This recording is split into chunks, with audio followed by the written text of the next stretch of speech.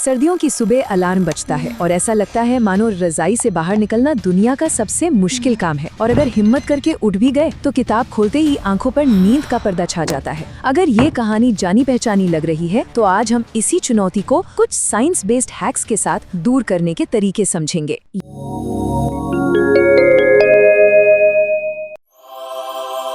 नमस्कार। ये सवाल लगभग हर किसी के मन में आता है ना, कि आखिर जैसे ही ठंड बढ़ती है हमारा फोकस और मोटिवेशन लेवल एकदम से नीचे क्यों चला जाता है। अगर किसी के साथ भी ऐसा होता है तो वो अकेले नहीं है। असल में इसके पीछे एक पूरा विज्ञान काम कर रहा है। तो चलिए आज के सफर में हम इस चुनौती को जड़ से समझते हैं। हम पहले जानेंगे कि ये सुस्ती आती क्यों है, फिर दिमाग के अंदर झांककर इसके पीछे का साइंस देखेंगे और आखिर में कुछ ऐसे कमाल के हैक्स सीखेंगे जो इस मौसम को पढ़ाई का सबसे बड़ा हथियार बना सकते हैं। तो सबसे पहली और सबसे जरूरी बात, ये सिर्फ किसी एक इंसान की कहानी नहीं है। कंबल का वो चुंबकीय खिंचाव और किताब खोलते ही आंखों का भारी होना, ये एक वास्तविक और बहुत ही आम समस्या है जिसका सामना लगभग हर स्टूडेंट करता है। तो अगर ऐसा महसूस हो रहा है तो इससे अपनी विल पावर की कमी या कोई पर्सनल फेलियर मत समझिए। ये तो हमारे शरीर की एक नेचुरल बायोलॉजिकल प्रतिक्रिया है। चलिए अब समझते हैं कि असल में हमारे शरीर और दिमाग के अंदर होता क्या है। तो चलिए अब सीधे इस सुस्ती के पीछे के साइंस को डीकोड करते हैं,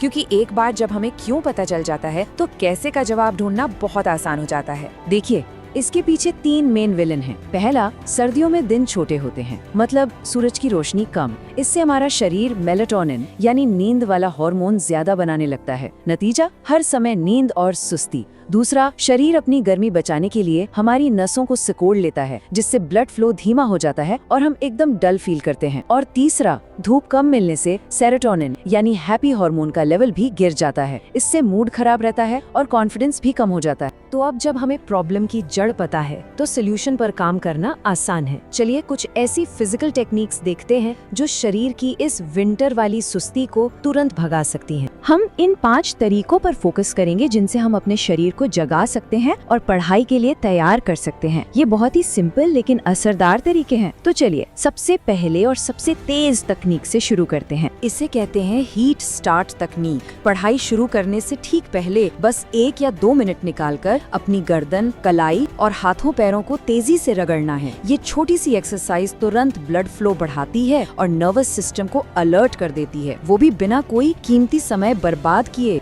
ठीक है, बॉडी तो वार्म अप हो गई, अब बारी है उस जगह की जहाँ बैठकर पढ़ना है, क्योंकि यकीन मानिए हमारे आसपास का माहौल हमारे फोकस का सबसे बड़ा दोस्त या दुश्मन हो सकता है। ये है 2 स्पेस रूल और ये बहुत जरूरी है। देखिए, हमारा दिमाग ना जगहों के साथ आदतें जोड़ लेता है। जब बिस्तर पर पढ़ाई की जाती है तो दिमाग कंफ्यूज हो जाता है कि ये सोने की जगह है या काम करने की। नतीजा, ना तो पढ़ाई में मन लगता है, न ही नींद अच्छी आती है। इसलिए बिस्तर सिर्फ सोने के लिए और डेस्क सिर्फ पढ़ने के लिए। तो एक परफेक्ट स्टडी माहौल कैसे बनाएं? कुछ सिंपल टिप्स हैं। एक वार्म यानी पीली रोशनी वाला लैंप यूज करें। अपनी डेस्क को बिल्कुल साफ सुथरा रखें और कमरे का तापमान नॉर्मल रखें। न तो इतना गर्म कि नींद आए और न ही इतना ठंडा कि ध्यान भटके। बॉडी तैयार, जगह तैयार। अब आते हैं सबसे अहम चीज पर, पढ़ने के तरीके पर। ये वो स्मार्ट स्ट्रेटजीज हैं जो कम मेहनत में बेहतर नतीजे देंगी। अपनी एनर्जी क्लॉक को समझिए। हम सबकी एनर्जी दिन में ऊपर नीचे होती है।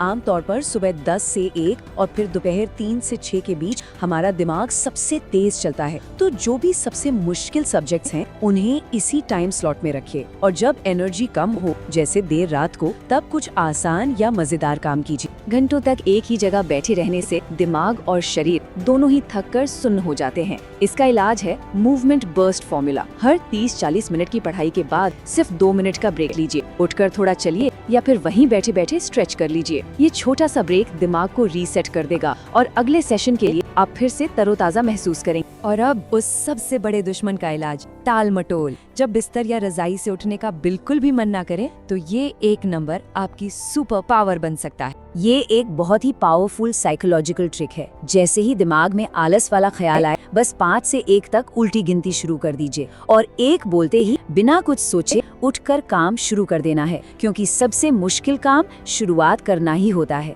एक बार शुरू हो गए तो गाड़ी चल पड़ती। अब तक हम सर्दियों को एक दुश्मन की तरह देख रहे थे, लेकिन क्या हो अगर हम अपना नजरिया ही बदल दें? क्या हो अगर ये सर्दी हमारी कमजोरी नहीं बल्कि हमारा सीक्रेट वेपन बन जाए? जरा सोच कर देखिए, सर्दियों में बाहर का शोर शराबा कम होता है, दोस्तों के साथ घूमने फिरने के प्लान्स कम बनते हैं और शाम भी जल्दी हो जाती है। इसका सीधा मतलब है कम से कम डिस्ट्रैक्शन। और सबसे बड़ी बात, ज्यादातर लोग इसी सुस्ती का शिकार होते हैं। तो अगर इस शांत समय का सही इस्तेमाल किया जाए तो ये दूसरों से आगे निकलने का एक सुनहरा मौका है। तो याद रखिए, सही स्ट्रैटेजी के साथ सर्दी पढ़ाई करने और खुद को बेहतर बनाने का सबसे अच्छा समय बन सकती है। ये सब बस सही नजरिए और सही तरीकों को अपनाने पर निर्भर करता है।